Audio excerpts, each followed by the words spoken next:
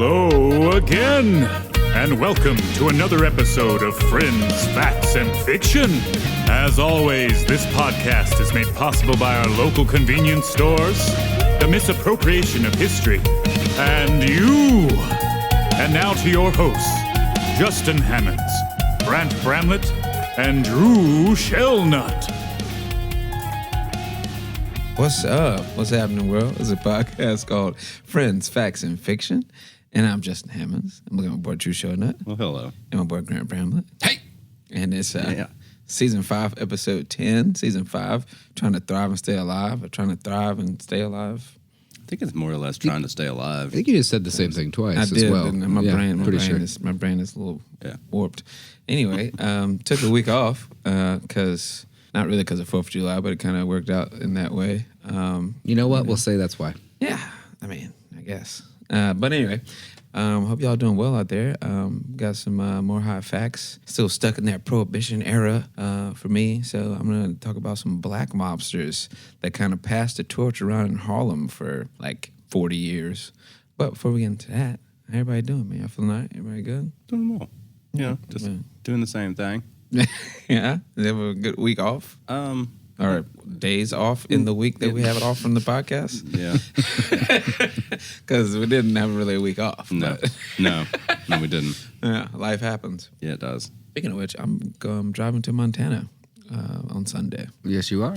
Oh. Yeah, first time up there. So if anybody got any ideas or activities to do up in the Montana area, let us know. Email us at friends.facts@fiction.com. I thought Grant already told you what to do on your trip. What? Thought he was already like, you got to do this. And then you were like, but if you got any other ideas? And he was like, no, I already told you. You got to do this. The world's largest rubber band ball. Yeah. Oh, yeah. And go to that thing. Superman Town. Superman They call it Town. Metropolis, actually. I think it's in South Dakota. Yeah. I think. We're going to go drive through there. We're driving from Tennessee to Montana, so there's going to be plenty of time for me to look up random shit while I'm on the road. You know what you need to do? You need to look up that movie. It's called Michael. It's where John Travolta plays an angel that has come back from heaven. Christ. And he needs to go see all of the world's biggest or really lamest roadside attractions. Just rewatch that movie, get inspiration. I hadn't seen that movie since I was a child. I haven't either. I haven't thought about it since I don't remember the premise. I don't know why it came up into my I brain. didn't even remember that's what he did. I just remembered it was kind of sad at the end. I remember him having wings, and I was like, this is fucking odd. Anyway. My mom loved that movie, so I saw it several times. It's pretty good. He had his time. Yeah, he had his In the time. sun. In the sun. Yeah. Still a huge Nick Cage fan, though. Yeah. Well, that's because he's legitimately awesome. Yeah. Straight up. Anyways, I just came back. I will say I went to Erie, Pennsylvania this last weekend for a wedding. Our good buddy Kevin, who was on our one of our music episodes, actually. Yeah, music therapy. He's our music therapist that came on and helped us do the episode. It was awesome. Rode on a 129-year-old schooner. Ah. Which is a big-ass sailboat for people that didn't know. Me included. I had no idea what the fuck a schooner was. They made us help and stuff, so it was like... And I learned the word avast means stop. Avast. News to me. Avast. I thought it was an exclamation. I thought it was just like, hey, you over there, you know? Like, oi. Yeah, I thought it was an oi. Or a, hey, you guys. I didn't know it actually meant, hey, like, stop. You know? Crazy. Right. Jiffy actually means under a second. Oh, Yeah. that's lovely. Pretty quick. Anyway, in a jiffy. Jimmy. Anyway. Wedding was beautiful. I had a lot of fun at the rehearsal dinner. We set up a little, quick cover band kind of thing, played some tunes well enough to get old people to dance, so I'd call that a success. But speaking of successes, I had my most successful casino experience ever. So there you go. See, I do this to dredge up stories. Out of Grant. So I've got has a damn story. Yeah, of course. So I've got $100 cash in my pocket, and I'm thinking, that's it. You know what I mean? Like, let's not do this thing like I've done before in the past, where I rack up credit card debt, because even if you're blackout drunk and you wander up to them and say, hey, can you get chips on a credit card? They're like, yeah, of course. Please give us all your credit cards. Do that. Yeah. Here's another drink. Yeah, exactly. This particular casino, only one drink every 20 minutes. Oh. I know. I walked up to the bar, and the guy next to me was trying to get a shot of beer, and they're like, oh, I'm sorry, I can only give you one drink every 20 minutes. And I was like, wow, I actually might keep to this $100 thing, Yeah. Because you're not going to get me trash, and I'm not going to make a bunch of stupid decisions. Exactly. So I go over to blackjack where I'm actually okay. That's like the only thing I'm good at. It was like a $20 or Buy-in. $15 buy-in. Yeah. $100. It's like 4 or 5 bets. You know what I mean? Like it's not worth my time. Yeah. So I go over to craps because there's always one guy in the group that knows a lot about craps and really likes to do craps, and nobody else in the group has no fucking clue what they're doing over there, right? So I go get my chips. We're betting or whatever. He loses his $200 immediately and just wanders off to the bar. I'm down to like $15 plus $8, and this old dude walks up next and takes his spot. And he knew exactly what it is. He just immediately was like, like stack here, stack there, whatever. It's like, let me get that, let me do that. And I have no idea what those things mean at all. I'm just barely learning the things that you can just put your own chips on the board. Yeah, to right? bet some shit. Yeah. And I noticed he won the first one, lost the second one or whatever, but then the third time around, he bet the exact same amount of chips that I have left. And I was like, well, okay, here we go, So I put my 15 down where he put his, and he was like, let me get a 4 for 4. No idea what the fuck that means. And I was like, yeah, let me get one of those too. And this guy, the guy at the end of the table, proceeds to have an amazing roll, everything but a 7. Until he hit a 7. It was crazy. Yeah. That's fucking wild. It really was crazy. And so apparently, I guess a 4 for 4 means that, like, if you get 4 things before a 7 that are in that little category over there, then you win a lot back on what you had initially bet, which is like 2 bets each or $2 each. I grew up in the hood, motherfuckers playing craps all the time. And I never picked up the game. I still don't understand the game. I still don't understand the game. This looks wild as shit, bro. Anyway, I'm gonna go play basketball. Yeah, exactly. Throw a football around. So Shoot some quarters in. shoot some quarters. I'm shooting quarters and shit. Yeah. Old man gets really excited, and then the dealer just drops 2 huge stacks of chips in front of him and then in front of me. And I'm like, because you bet with him. I'm like, well, that can't be. And as I'm having this thought, the guy was like, those are yours. And I was like, oh, yeah, I know. I was just kind of thought. Hey, you know that's you, right? Yeah. And so I put him on the table, bet 2 more times, lost. That, and so I just walked away. Yeah. So I put in $100 and I made $152. All right. Well, there you go. And you had an experience that you might have picked up a piece of craps knowledge. So I bought some drinks at the bar. Yeah. On free Every 20 money. minutes. Every 20 minutes. Actually, the length amount of time that we were there was about $50 on a bar tab. Alright. After that, I just stopped playing. I would just wander around and check in on people and chat and shit. And Yeah, that's when you just get straight liquor on a rock. Yeah. It was every 20 minutes. You just sip. That's exactly what I did. Exactly. Yeah. You get So a beer, I you moved can over smash to, that shit in 5 minutes. right. I moved over to Makers and Rocks. Now I gotta pee and I want another beer. Exactly. I moved over to Makers and Rocks and I'm just sipping or whatever. No. And it ended up being about $50, so I just got free drinks. No, hell yeah. Right. That's a W in my book, bro. I know. You came out even. Can't believe it. Either on top or even. The only time I've That's the ever way. bet money in a casino was at John's wedding. It didn't come out on top. Yeah. I think No, I that was did. me. That's what I'm talking about. I did for about 2 hours. And I was like, yeah. Because I can't remember who told me, go around when you're walking by the slot machines and fill the tops of them. And if they're warm, that means somebody's been playing on them for a while, got pissed off and left. It's like, Yeah. man, I it's sat ready. down on 2 of them. It was like $200. I was like, lost all of it but $13. Left over $13 going, what the fuck just happened? Yeah. Yeah. And so you gotta know, leave when you're high. You know what I'm I saying? know. Let the come down happen outside of the casino. Yeah. You know what I'm saying? I also met up with someone named Molly that night that didn't really help out my Yeah, decisions. Molly was hanging out tough that night. Phew. Anyway, I think I lost like $80, and I just started flirting with one of the bridesmaids and said, "Fuck it, I'm done." I think I lost like $800 at John's. Yeah, because you got up pretty high, right? And then I was doing great, and then the cocktail server started circling me, just like It's a like, buzzard. yeah, we're gonna go and Seriously, get him, knock like a him on buzzard, down. man. Like, and I'm excited because I'm winning, Shot, and I'm shot, just like, shot. just But you're turning a little slamming John these over drinks down. She's like, "You want another one? Oh yeah, I didn't even realize I was empty. Sure, thanks. You want another one? Oh shit, I didn't realize I was empty. Thanks." Blackout drunk, lost all of my money. Wander over, give them a credit card, and then I was like, "All right, I'm back, baby." Lost all of that money. Moral of the story, kids, know what you're doing when you go to the casino. Don't get drunk. Yeah. They're going to get you. They're going to get you. You got to be aware of your surroundings and know what the fuck you betting on. But, yeah, anyway, hope y'all doing good out there. Hope you had a good 4th. I know the country is kind of in shambles. Society is crumbling around us. But, you know, it was the 4th of July. Anyway, got a little song of the day of the week. It's called Aria by A$AP Rocky. Nice. It's a super dope track. It's got some real summer vibes to it. It's Arya by A$AP Rocky. Aria. It's a bopper. Check that bitch out. Well, let's listen to it a little bit. No. Let's not do that. So Not get any more of our episodes taken down. so the music lawyers don't come and get us again. But anyway, yeah, man. Here we go. Some hot facts. Oh, is this ASMR time? So I was going to do that. Okay, sweet. Yeah, so go ahead and relax. You know what I'm saying? Like, kick it back. You know what I mean? Pour you up a little drink. Oh, actually, here I'm gonna add on top of the ASMR while you're doing your thing. Go ahead. Okay, yeah. Pour up your little drink. You know what I'm saying? Light one up. You know what I mean? Be safe on the road. You know what I'm saying? Hopefully, you might be going to sleep right now. You know what I'm saying? That's what it is. But yeah, anyway, I know we just covered a whole series on prohibition and the effects of it on the U.S. But today I wanted to dive back into the time period to explore a few characters that thrive in the crime wave that hit America. Now, there's the furious Miss Stephanie St. Clair, who made it to New York at the right time to take over Harlem, New York, then passed down her power to Ellsworth Bumpy Johnson, Bumpy.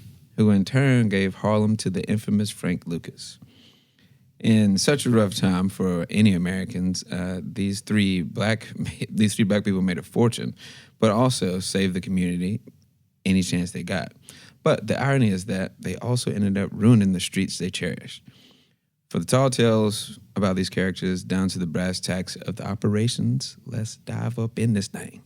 Now, Stephanie St. Clair, a.k.a. Queenie, Madam Queen, or Madam St. Clair, and Queen of Policy Rackets. That's all the name she was known by. It's fucking wow as well. But that one's a little clunky. Yeah, but, you know. yeah. Queen of Policy Rackets. QPR, cuz. You know what I'm saying? Yeah, that's much punchier. Yeah. Anyway, well, she was born on Christmas Eve, 1897, in the Caribbean. Some say French Guadeloupe. But soon she was on her way to America, arriving in 1911 on Ellis Island. Almost immediately, she traveled up to Montreal, where her mother got her a job as a housekeeper. But within about 5 years, she made her way back to the U.S. and found her way to Harlem, where she found work working for a racketeer who was running gambling houses and running numbers. In those days, they were called policy bankers. But in today's terms, it would be basically like a bookie, or somebody like you can do like a neighborhood lottery, or a fucking casino house. Basically, we're just talking about that shit. And once she saved up about $10,000, she invested in her own number running organization and took over Harlem. So, being the only policy banker in town, she racked up a shit ton of money and had no fear about showing it off. She would run ads for her legal business. Dope. And in these ads, she would dress to the nines and would never get caught slipping. So she literally would print in the neighborhood papers ads of her dressed in a fucking chinchilla and fucking nice dress, flapper status. You know what I'm saying? Of course. And just decked out with some dude, gangster looking motherfucker, and it's like, yeah, bet with Queenie or some shit was one of them. I was like, bro, what in the fuck? Like, this is highly illegal activity. You know what I'm saying? But and you're a black woman. Yeah, exactly, bro. That's what I'm You saying. saved up $10,000, by the way. Which was a whole lot. Bro, in 1920. 11. Yeah. Well, no, 1911 is when she got. Oh, my to bad. the Yeah, States. you're right. Okay. This is like 1919. Now, with her trusted right-hand man, Ellsworth Bumpy Johnson, at her side, she took over the city. Now, you got to remember, this is the time of Prohibition, and black women is running a whole city's underground. This brought good or bad attention to Queenie, though, with the Italian mob specifically. They were looking to take over all business dealings of the black market, but they could never take over Harlem. Hell yeah. Then once the news of the appeal of Prohibition hit the streets, one Italian mobster tried his damnedest to put Queenie out of business. This is all happening while, Prohibition, Al Capone is fucking balling out. Yeah, he's taking over Chicago. Yeah, the mobs in New York are killing shit. They're making hella money. And Queenie's just chilling in their own little slice of pie. And they're like, oh, this alcohol about to go out of business. Oh, shit, we need to get into other business. You know what I mean? It's like, who can we roll over first? That's basically what they were doing. Mobster by the name of Dutch Schultz, one of the bootlegging kings of New York at the time, felt the alcohol profits were about to be cut short. So it was time to get involved in more shady business, and he saw an opportunity in Harlem to move in and take over. But it wasn't going to be easy. Nearly 40 people were killed in the fight over the numbers racket, and being the mafia had police connections, it was hard for St. Clair to hold on to the business, especially now that Bumpy Johnson was beginning to have second thoughts about staying and supporting her. Dude, I wonder what those news articles were, if there were any. You know what I mean? Probably were none because the I know, it's cops were getting Harlem. paid off. And the cops are getting paid off. Yeah. It's probably covered up. Yeah, but the it mob just- was like, hey, just don't even patrol over here in Harlem. We're Yeah. about to do some work most for a likely. few weeks. But it would be... You know what I'm saying? I don't know. I'm just trying to run through like what it could possibly be. You know what I mean? Just like 40 found dead in a shipping accident. Crushed by beats. I was about to say, there's so many dangerous warehouses and construction jobs. Beat cops, that is. Fucking chalk it up to the death of some Empire State workers or some shit. You know? Right. Building all those damn skyscrapers. They just chalk it up. Like, fuck it. Dropped an I-beam from 100 feet. Yeah, bro. 40 people standing in line were killed. This beam just came through and took them out, bro. I don't know what the fuck happened. Straight line. Just everybody in the line. Why are they riddled with bullet Yeah, holes? what was these metal holes around them? Well, see, construction. Don't worry about that. The bolts- Construction's a tough job. It's the rivets. When the bolts and rivets fall apart, I mean, that's a long fall. There's some things you don't know about hard labor, right? Are you an engineer? Get out of here. Yeah, Yeah, exactly. come on. You don't know what the fuck you're doing. Ever dropped a penny off the Empire State Building? All right, case closed. So around this time, Bumpy Johnson, he was, beginning to see that they're outgunned and they're outmanned. So Queenie gave up her organization to a rival, but not to Schultz.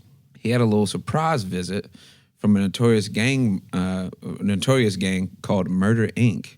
What did they do? He didn't really make it. Doug Schultz didn't make it out of that little meeting. What does Murder Inc. do for a living? Murder Incorporated. Yeah. Oh, right. Okay, They kill people. So they kill They're people. assassins, yes. For- they do the pop, pop, for bang, bang. money. Pop, pop, bang, bang. That's really great that they got a incorporation licensing. for Yeah, that. they got an LLC for that shit, That's pretty apparently. cool. Yeah. But Queenie had something up her sleeve, though. So his two associates with him that day died. But Schultz, being shot in the stomach, he lived almost a full day before he died.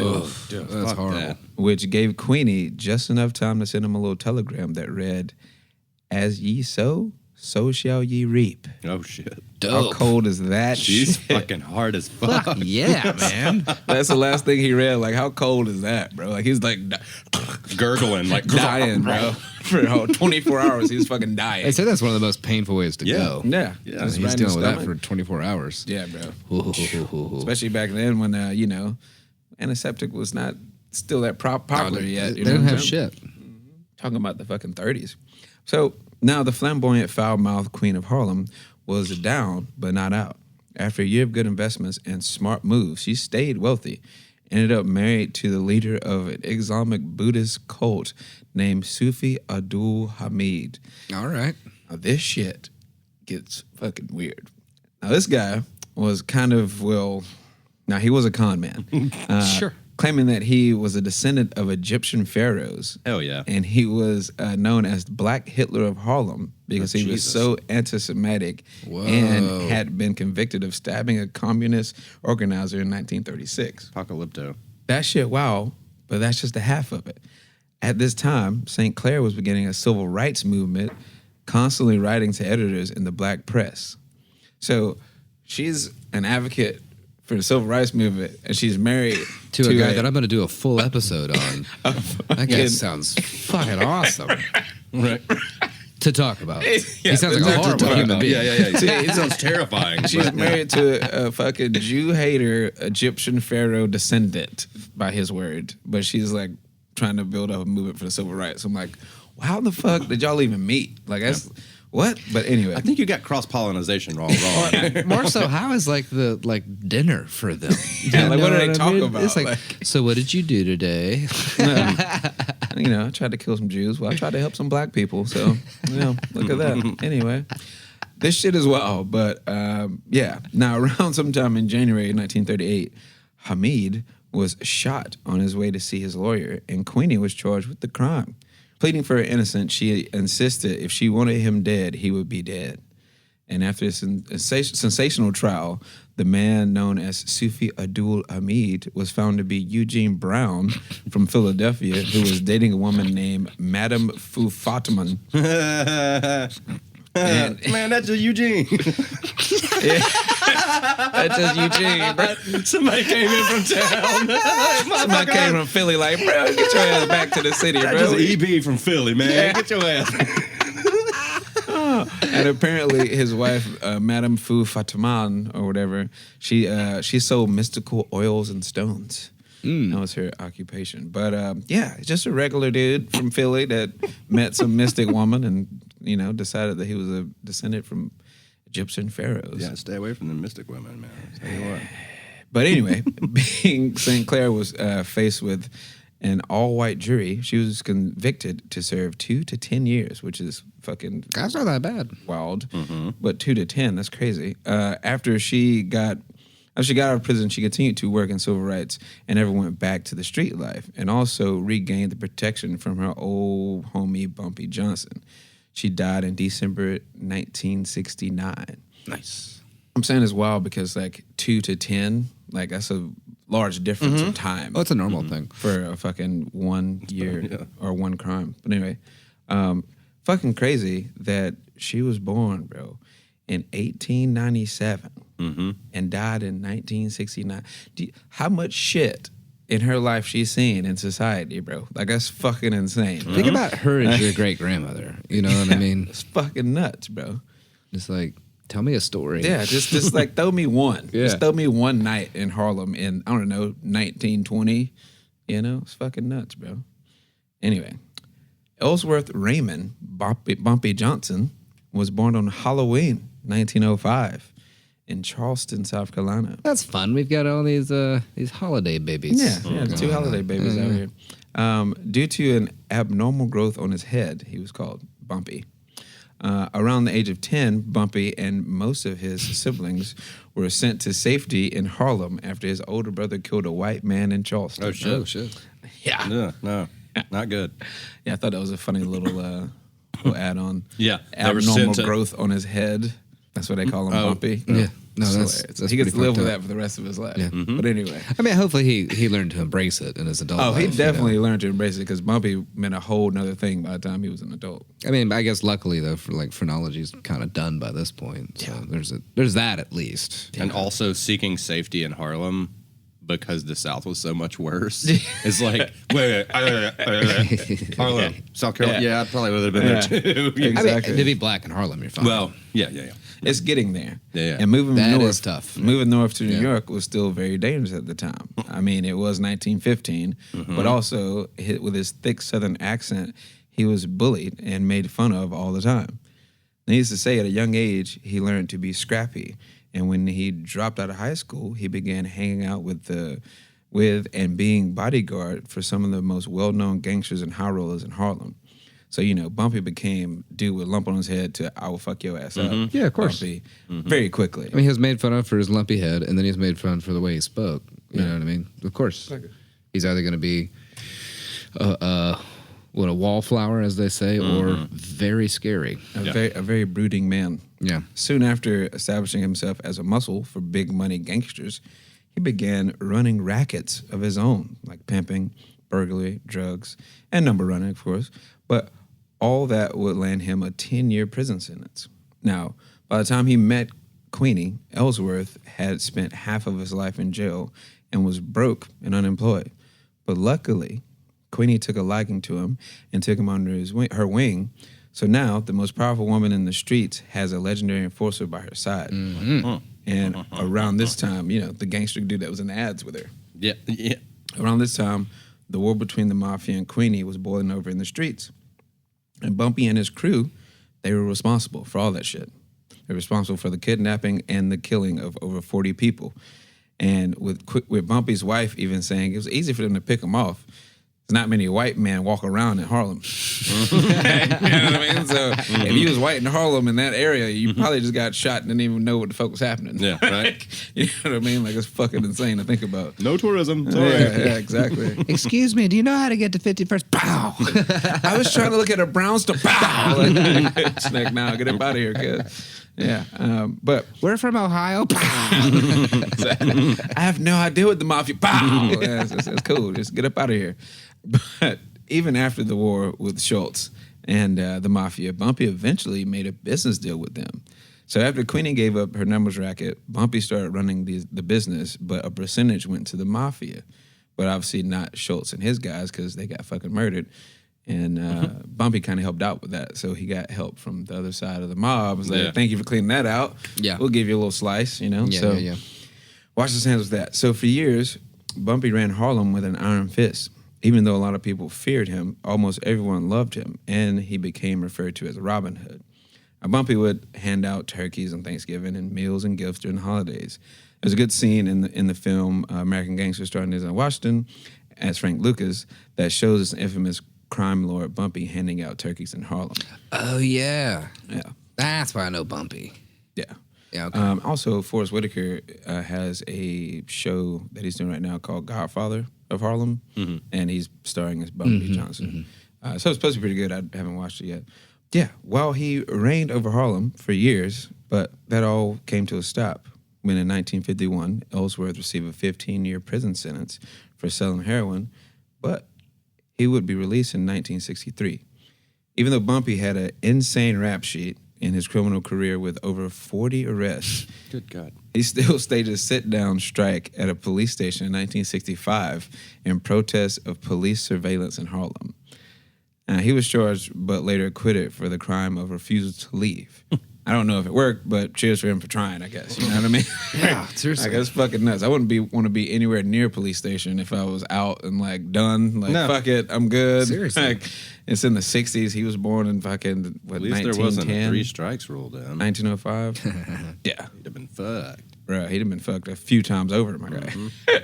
Don't know if it worked, but cheers for him for trying. Needless to say, he lived a wild life at the height of crime in America. But while eating soul food in Harlem restaurant, Ellsworth Bumpy Johnson died from a heart attack in the arms of his childhood friend, Junie Bird. I stopped eating so much pork. Right. You know what I'm saying? Let's get you. You did say soul food.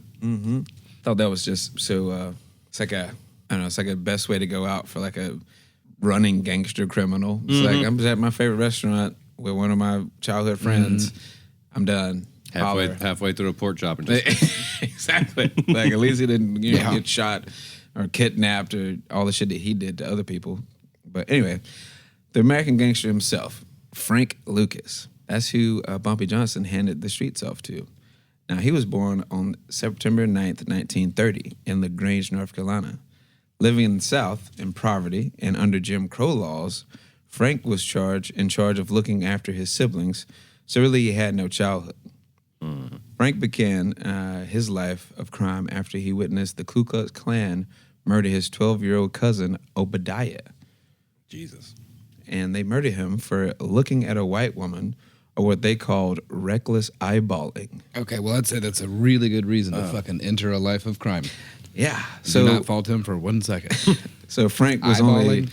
Frank was only 6 years old Jesus. when this happened. And yeah, it's pretty fucked up. 6 years old, you see your 12-year-old cousin, which you probably looked up to, get murdered by the Klan. Anyway, those were the fucking times, though. People forget that shit was not too long ago. Oh, yeah. After many years of petty crimes and random jobs, Lucas fled to New York after beating up his boss and robbing him of $400. Like you should. And as soon as he arrived in New York, all he saw was more dollar signs. From robbing local bars, stealing diamonds from jewelry stores, and robbing people at gunpoint, Frank soon caught the eye of the most well-known crime boss of the time, Bumpy Johnson. And Frank learned how to truly finesse the game after being under Bumpy's wing. Around the time, heroin was really becoming a cash cow for drug traffickers in New York.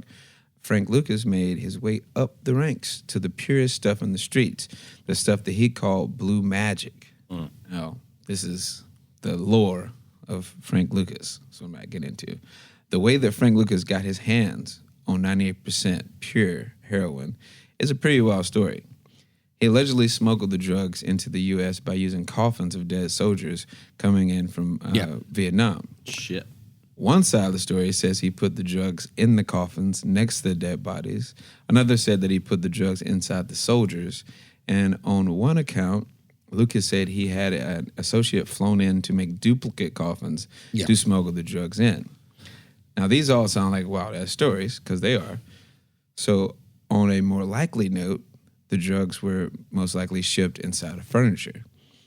The drug shipped in has been debunked by Leslie Ike Atkinson. Are you talking about the coffin thing? Yeah, the drugs being smuggled in the coffins was debunked because of his associate, Leslie Ike Atkins, who happened to be married to one of his cousins, who was Frank's connection to the pure drug overseas. Frank used the fact that Atkins was a former U.S. Army sergeant to build a story for more lore and mystery of his own story in the streets. But years after Atkinson was quoted saying, "I never had anything to do with transporting heroin in coffins or cadavers," he would later admit to smuggling drugs and furniture. Now, Frank was a very rich man and claimed he made almost $1 million a day.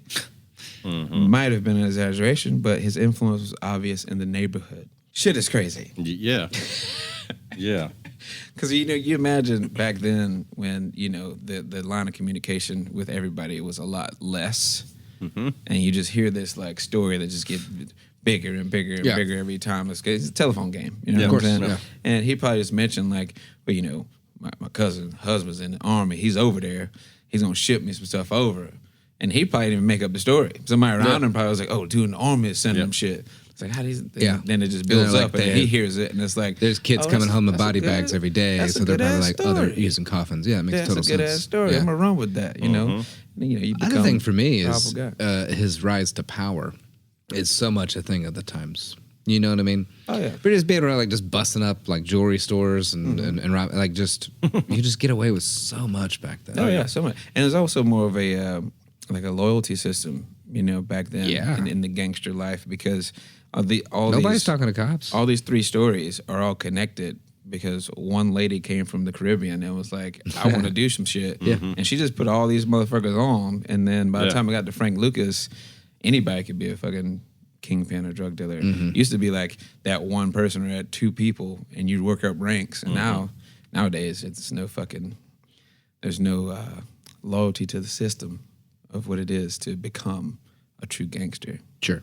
But anyway, the irony that Frank Lucas started a life of crime to oppose the KKK and his blue magic did more to the black community than the Klan could ever have done. That can sum up this whole era of I think so too. Gangster shit. Yeah. Where it's like, you try to build yourself up because there's no other opportunities, and you build yourself so far that you forget who you're actually stepping on now. Yeah. You know what I mean? Yeah. You're not stepping on the Ku Klux Klan anymore. Now you're fucking up your own streets. Yeah. You know? But during the height of his reign in 1971, Lucas decided to wear a $100,000 full-length chinchilla coat to a Muhammad Ali boxing match. And at the time... That's the time to do it. And at the time, it was a big flex. But later, Lucas would regret this, for it would be the beginning of the end for him. The whole idea that you are, an unknown black man in a jacket that's the price of a house, and you have better seats than Diana Ross and Frank Sinatra at an Ali boxing match didn't really sit well with the feds, who were already always at Ali boxing matches because Muhammad Ali was on the fucking feds watch list. Oh, yeah. Forever. Yeah, so, he changed his name and he started... Yeah. He denied the draft. Converted to a scary religion for Americans, and he denied the draft. And he was one of the most famous, athletes in the nation. One of the most powerful athletic political figures. He had a tail on him for years. Yeah, exactly. Yeah. So Lucas popping up with all that shit, and he's sitting in front of Frank Sinatra and in front of Diana Ross. Like, this guy? Who the fuck is it? We've never seen him on TV ever, bro. And now he's front row. Like, what the shit is that? Yeah. Hey, Jimmy, go run a telegraph. So who's the black dude got a New York accent? Do you know this guy? His fucking coat costs more than my house. But anyway, so for a few years after that fight night, Lucas was arrested in 1975, mostly due to some mafia snitching. So you remember, they were still pissed because, their guy was Bumpy, not Lucas. So all these assets were seized, and he was sentenced to 70 years in prison. Woo! Even after the arrest and the feds announcing they seized $584,683, Lucas still bragged that he had more money than that, and the DEA must have stolen some cash from him. Like, bro, imagine facing That 70 ain't all my years, money. bro, and being like, "Now I had way more shit than that, bro." What you Right. what? Well, at that point, you know, This is an You interesting. already got 70 years. Yeah. Fuck it. So, I guess question to the table here: do you think that this is a escalation of the judicial system by the point? Because we're looking at 2 to 10, and then what, 20 years, right? If we're 15 for Bumpy. 15 for Bumpy, And then now 70 for- 70 for him, for right? Frank Lucas. An escalation, or he was just that loud and proud, or he really did jump that much higher than the other ones. He jumped. You know what I mean? He jumped a lot higher, bro. His heroin was the purest and the most sought after drug in New York for like a decade. Like not just Harlem. well, and that, and You feel me? They probably just Like wanted New to York. find somebody they could finally make an example of. Yeah. because they hadn't been doing that in the past. Yeah, and I mean, he's definitely a guy to make an example of. I mean, Well, flashing like that. At the like, same that's- time, you got Nicky Barnes, who was selling adjacent to Frank Lucas, and he was on the cover of fucking like People magazine or some shit, or Time magazine or some shit, as a drug lord. You feel me? So like the feds and everybody was just pissed that these guys were just like untouchable, basically. You know, and they could barely even keep tabs on where Frank Lucas was. Yeah. You know, he had like 5 or 6 mansions, fucking like all these properties. But yeah, he bragged that he had more money. Just like, you know, I love it. the full of himself guy he was. Yeah. Yeah. Lucas would have been in prison for a lot longer if he didn't cooperate with the government and help the DEA land over 100 drug convictions from his old stomping grounds. Ooh, so he snitched. Now this is where the streets have their problems with Frank Lucas. Yeah. Everything was all cool up until it's like, oh wait, bro, I thought you was like rocking with us. You know what I'm saying? So in turn of the mafia snitching on him, he's like, well shit, they got away with it. I'm gonna snitch on these motherfuckers, you know? So Yeah. yeah, he snitched. He says in interviews when later on in his life that I ain't never snitched. Everybody tell him I ain't never snitched, but obviously he's a little full of shit sometimes. Yeah. So trust as far as The I'm lady telling. doth protest too much. Yes, exactly. He went on parole in 1991, and according to New York Post, Lucas received $300,000 from Universal Pictures, and another $500,000 from Denzel Washington for the payment to depict his life in the 2007 film American Gangster. So the motherfucker still made off with $700,000. Yeah. damn near in his fucking 60s or 70s, 60s. Yeah. He knew how to play the game. Yeah. Now, for what it's worth, Lucas says that only 20% of the movie was true. He legit said that before he died, at least. Like I did some wild shit, but that movie is like, whoa. Yeah. Like, at least he owned up to that. But very similar to Bumpy Johnson, Lucas died at the age of 88 in 2019 of natural causes. Again, In a way, good for him, I guess. You know what I mean? It also disproves karma, that's for sure. But Yeah, he stabbed himself 3 Yeah, bro. times in the back and threw himself over a bridge. Pretty bro, natural, right? Kind of the only person that truly could get away and go out with good sleep is old Queenie. Like she just ran numbers, and you know what I'm saying, and like Yeah, I was still gonna make say. some business moves and Yeah. like did all that, helped civil rights, and then died in '69. The rest of these 2 motherfuckers were wilding, bro. Like Yeah, fucking seriously. out here, bro. Like it's fucking insane. But those were the times, man, of that era of, you know, gangster mob mentality where, you know, it's kind of like a family oriented thing. You know, like he brought all his family up from North Carolina and shit. Like Yeah. he did that. Like he had them working for him and shit. Like he built like a family business damn near, you know. And, you know, with Bumpy, he literally just tried to save the community of Harlem. You know, he didn't want to get into the heroin, but the money was there, so fuck it, why not? Sure. You know, it's like that loyalty to it though is gone from gangsterism. Oh, yeah. Yeah. Not saying that it's right in any way, but make a way when you can. that's true. And it also is kind of a, I don't know why this popped into my head, but just kind of a shame, I guess, that around this time, you also have the Black Panthers that are actually doing legitimately good things for communities. Like very little crimes are committing, if any at all. Bro, they hated Nicky Barnes and Frank Lucas and those cats, bro. I know. That's what I'm saying. They hated them so much because they're giving them a bad name. Where they're making all black people in America in this time period look bad. And the Panthers are doing what they're doing as a way to try and protect themselves, or more importantly, their community, not even themselves, because they're willingly, purposefully going into the line of fire, so to say. They are literally on the front lines of all of this. But you've got racist feds roving the country, mostly focusing on black neighborhoods. They're going to bundle them together. Exactly. They're not going to see the split in between. That's why it became a militia and not like a community group. Yeah, you got someone that addicted, got a large group of people addicted to heroin. Yeah. And you have someone else like trying to just support art programs and feed people give that free lunches get out good to jobs. kids. You know what I mean? Yeah. And also, you got to think all this is happening. Well, the early stuff with Queenie and Bumpy were happening on like the back end or the behind the curtain of the Harlem Renaissance with Langston Hughes and jazz and the Cotton Club. Yeah, like all this progression is happening. And in it, like in any city, a lot of progression creates a lot of black market underground shit. That's just how it goes. More revenue on both sides. Yeah. You know what I'm saying? Yeah. So Harlem is just a very interesting city in general. It's amazing. I have to dive into the history of that because from Langston Hughes up until I know a shitload about the jazz side of it, just because fucking nuts, bro. It's cool, but and that's one reason why the heroin was so fucking sought after. It's because of jazz musicians and all that type of shit. Oh yeah, they love to dope down. Exactly, but yeah, man, that's a little Black Mobster episode. Just to tail off the prohibition, kind of ride with the timeline that we created into like the present day almost. So yeah. That's the thing. Can't believe that motherfucker died in 2019. It's crazy. I know. It's fucking wild, bro.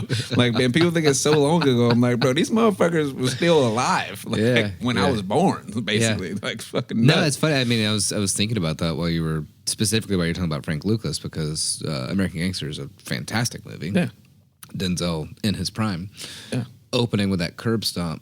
A sequence that's just they set him brutal. on fire. Yeah, that's Bumpy Johnson. The old dude beside him is supposed to be Bumpy Johnson. Yeah, ordering him to do a hit. Basically. At 17 years old, when that movie came out, for me, I was just like, "Holy shit! You can do that? Mm-hmm. You can put that on a movie? Those guys did that? All right, I'm watching." But the whole time, kind of until today, I was thinking like, this is a long time ago, like a long time ago. Because I haven't seen it in a while. Yeah. So I don't think I know American history as much as I did then. If you for sure. That's or the inverse of that. It's the gauge of like timing and so much shit happening in the times. If you think in decades, bro, I mean, it's not that far ago, that long ago. If you're thinking like events in life, it's a long ass time ago. You know what I mean? Like it's difference of like registering in time. Object permanence type of deal. Well, of course, yeah. But I mean, just thinking about like. Someone just being so baffled that like our political system is so tumultuous right now, or that there are still just blatantly, outwardly racist people in our country. Yeah. There are people that violent. Are blatantly violent and getting away with it just because of the leanings that they have or the whatever. And I don't want to get too political right now, but just it makes a lot of sense if you realize that this was not that long ago. I know we talk about this constantly. This is probably the theme of our podcast is that this is not that long ago. This was not that long ago. It's a crazy fucking story, but it happens all the time, and it did not happen that long ago. And if you ever question why is this country or the world the way it is, it's because that crazy ass shit was not that long ago. Exactly. We're still dealing with it. Yeah, exactly. Like we are still, I would say, culturally, still have PTSD. Yeah, for sure. You know what I mean? 100%. From like the formation of this country to civil rights, to the Civil War, to Reconstruction, to the civil rights, to, and then I've kind of taken a fun little like left-hand turn into prohibition and like early crime of this country. It all fits together, of course. But sure. It's like talking to a member of my family that we were talking one day and said the N-word, and I was like, whoa, it's 20, whatever year it was, and they were like, I was raised that way. So? was I. Yeah. Just You because gotta learn yourself out of your yeah. shitty environments. Oh, I'm sorry. I didn't realize that you never bought a cell phone in your entire life. You know what I mean? Didn't know you didn't pay attention to social cues and social situations. I didn't realize that you still don't have any new technology since the 60s. Yeah. So sorry. I guess that was the way you were raised. Oh, is that a computer over there? Is that an iPhone in your pocket? That's Home Shopping nuts. Network. Fuck you. Change the way you talk. Yeah, right. Exactly. It's like, bro, it's baffling to me sometimes. Yeah. I mean, still to this day, the most sought after houses were built in this time in the 30s and shit, bro. You know what I mean? People are flipping those houses still today. That's how not long ago it was. You know what I mean? Yeah. Motherfuckers are Dude, buying we these still houses have still. Plantation people Drive people are around still. where we're There's from. probably roads that hadn't been paved since these times because they're fucking in the country somewhere. You know what I'm saying? Like, there's so much shit that's from that time period that we still use. You know what I mean? And it's like, how could it be that long ago? You know what I'm saying? Like, what the fuck? Yeah. But anyway, cool story, cool things. Watch was a American great Gangster. story. It's a great film. And Godfather of Harlem apparently is Yeah, great. and I've got that like saved or whatever. Just haven't got around to it yet. And also in Harlem Nights, the movie with Eddie Murphy and Red Fox, great film. Queenie is depicted in that film as well. Mm-hmm, that's right. Because she is fucking Harlem. Yeah. And that's another good movie to go see, like the showtime of that era, like the other side of it. Mixed with the Entertainment, gangster side of yeah. it. Yeah, Like yeah. the club owners and the crazy motherfuckers. But yeah, man, high facts. Appreciate y'all for listening. You know what I'm saying? We'll be back next week with some, maybe next week, maybe a week after. Well, Yeah, we do gotta need to figure talk that about out. that. We'll figure something out. We'll figure something out. I would like to keep content going. Yeah, I might be phoned in, or maybe y'all could do something with a guest. Yeah. Of sorts. It's a surprise. It's gonna be a surprise hodgepodge for the next week. We could do a tweener. It'd be fun. Who knows? But yeah, Because Justin's going to personally change the diversity of an entire state. yeah. That's what I'm gonna do. Yeah, I'm excited. Mostly about seeing the country that north. I've never been past like Iowa north, Yeah. Yeah. so You going to ride a horse? probably. Fuck yeah. Willingly? Or are they going to tuck you into it? Yeah, I'll ride a horse. You ride a horse? for sure. Fuck yeah. Definitely. Oh, yeah. Yeah. No, without a doubt. I mean, I'm have to go to a ranch, at least one or two up there. That's all the fuck is up there. Like, Yeah. You No, know? that's I what mean- you're going to be doing. I mean, you got That was you a got- rhetorical You got question. Missoula, you got Bozeman. Virginia City is pretty cool, but it's like old school, like Yeah. mining town shit. But it's fun. I'm gonna do some cool shit. I want to see Glacier, to be honest. Glacier Park. Yeah. I want to see that shit for sure. Yeah. Beautiful area. I'm gonna see the beauty of America in Big this sky tumultuous country. time. It's gonna be refreshing to actually remember. Oh, this country is beautiful, Yeah. despite all the fucking. Anyway, I'm Justin Hammonds, and I'm saying love life because it's worth living, y'all. And I'm Drew Shelnut, and I'm saying, keep yourself informed so you can make a difference. There you go. That's good. That's good. Grant Bramlett here. If you got to make some really big moves, change your life on your own accord, regardless of how you did it, especially if there's a lot of things like going against you, basically the entire country. Yeah. Good for you. Seriously. In that regard, I always loved you. But if you did get to a point where you lost your way or you didn't realize that what you're doing is actually making a massively negative impact on the community around you that you were supported by, that you came up through, never liked you. Oh, there you Because, go. you should really always remember where you came from. There you go. Yeah. And unplanned, A$AP Rocky's from Harlem. So song of the day is a guy from Harlem. So there's that. Also, give us that 5-star, give us that thumbs up, DM me on Instagram, email us friends.facts.fiction@gmail.com. Hit us up, man. Tell everybody about us, all that good shit. Anyway, it's a podcast called Friends, Facts, and Fiction, and we out. Thanks for listening, and stay tuned for the next installment. Find us on Facebook and Instagram to stay up to date on all things Friends, Facts, and Fiction. Our Instagram handle is friends_facts_fiction. As always, please reach out to us. You can send any of your questions, praise, and fact-checking to friends_facts_fiction@gmail.com. It's important to us to only propagate the truth, and We'll correct any errors we may have made. Your hosts and researchers are Justin Hammonds, Grant Bramlett, and Drew Shellnut. Our episodes are produced by Grant Bramlett. Additional producership provided by Grace Higgs. Our recording engineer is Grant Bramlett. Our editor, mix, and mastering audio engineer is Jeremy Mulder. Lighting design is provided by Justin Hammonds. This has been a production of Friends, Facts, and Fiction. So I'm assuming that they bought Zimas for a party a long time ago and then never touched them, you know? And so I was like, all right, it's Zima time. Drank like 6 of them, and I was sick the whole next day. A lot like Not hungover, sugar. just A lot of sugar. I just drank too many soda pops, kind of sick. Exactly. Yeah. I remember them Pack of tasting. Sprite to the face. That's what I remember it tasting like was Sprite. It kind of was like a Sprite, like a- yeah. Exactly.